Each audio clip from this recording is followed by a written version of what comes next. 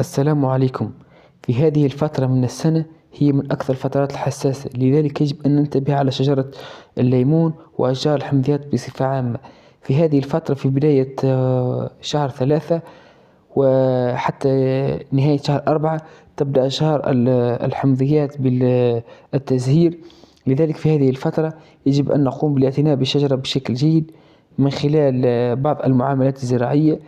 سنذكر هذه المعاملات الزراعية في هذا الفيديو، لذلك يجب أن تقوم بمشاهدة هذا الفيديو إلى نهايته حتى تقوم بالحفاظ على الشجرة من تساقط الأزهار وعقد الثمار والحصول على منتج جيد.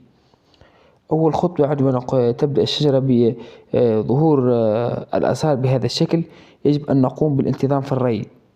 هذه أول خطوة. نقوم بالتنظيم الري عندما تكون لديك تربة حمراء تقوم تحتفظ بالرطوبة، يمكنك تقوم بري كل حوالي 10 أيام، كل حوالي 15 يوم. أما التربة الرملية فتقوم بتنظيم الري كل حوالي أسبوع. تقوم بتنظيم الري وتقوم بري منتظم. بالنسبة للخطوة الأخرى، نبتعد عن المبيدات الحشرية. المبيدات الحشرية حتى وإن كانت الشجرة بها بعض الأمراض لا نقوم بإعطاء هذه المبيدات الحشرية إلا بعد انتهاء فترة التزهير، لأن في هذه الفترة هذه المبيدات الحشرية يمكن أن تقتل الحشرات التي تقوم بتلقيح الأزهار، وأيضا يمكن أن تقوم بإحداث بعض التعفنات في الأزهار وبالتالي تسقط الأزهار. الخطوة الأخرى، إن كانت لديك أي أغصان بهذا الشكل، أغصان تنمو بشكل أعلى إلى الأعلى، هذه الأغصان تسمى أغصان مائية، تكون أغصان خضراء وقوية وتنمو بشكل أعلى إلى الأعلى. هذه الأغصان لا توجد بها أي أزهار. عندما تلاحظ هذه الأغصان وتكون بها ليست بها أزهار وتكون قوية ونموها سريع، تقوم بإزالتها. فهذه الأغصان تستنزف الطاقة من الشجرة وبالتالي تجد الشجرة هناك بطء في النمو. نقوم بإزالتها ونقوم بتعقيم مقص التقليم حتى لا يكون تنتقل الأمراض من شجرة إلى أخرى. وأيضا هناك بعض المعاملات الأخرى، من أهمها نقوم بإعطاء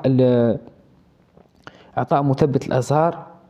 مثبت الأزهار من أهم العوامل التي تساعد في تثبيت الأزهار، وهو عبارة عن أقراص تقوم بخلطها بماء وتقوم برش بها الشجرة قبل عملية تفتح الأزهار بحوالي أسبوع أو 10 أيام. نقوم بإعطاء هذا المثبت، وأيضا نقوم بإعطاء أسمدة عالية البوتاسيوم.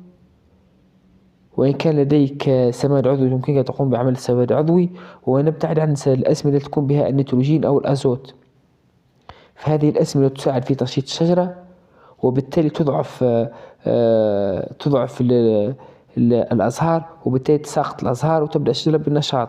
لذلك عندما تقوم بإعطاء سماد الأزوت أو النيتروجين تساعد الشجرة على النشاط وبالتالي تتخلى الشجرة عن الأزهار، وبالتالي تلاحظ تساقط نسبة كبيرة من الأزهار. لذلك نبتعد عن الأسمدة التي تكون بها الأزوت أو النيتروجين، ونقوم بإعطاء أسمدة بها البوتاسيوم، ونقوم بإعطاء مثبت للأزهار إن كان لديك على شكل أقراص. وهناك بعض الأدوية الأخرى على شكل محلول تقوم بخلط بماء وتقوم به رش به الشجرة قبل عملية التزهير بحوالي أسبوع أو 10 أيام.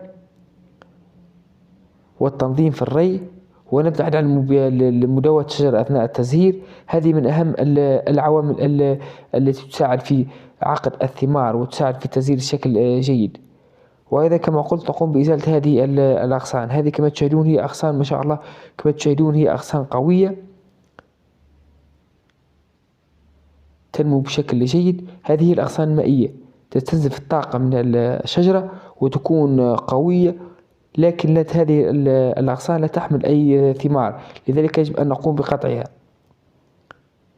وأيضا نبتعد عن تقليب التربة أو إزالة الحشائش حول الشجرة، فتقليب التربة أيضا يساعد في إعطاء صدمة للشجرة وبالتالي تبدأ هذه الشجرة بإسقاط الأزهار.